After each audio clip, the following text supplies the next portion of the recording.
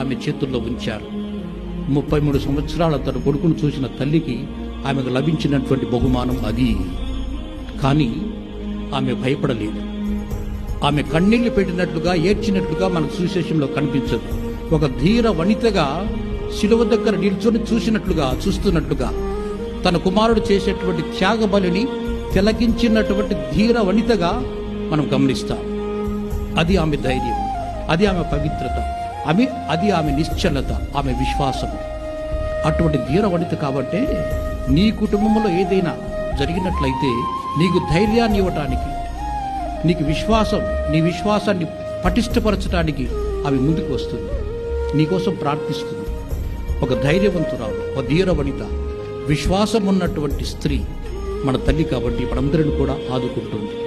అటువంటి తల్లిని మనం ఎంతో గొప్పగా ఈ పండుగ దినాలలో గౌరవిస్తున్నాం.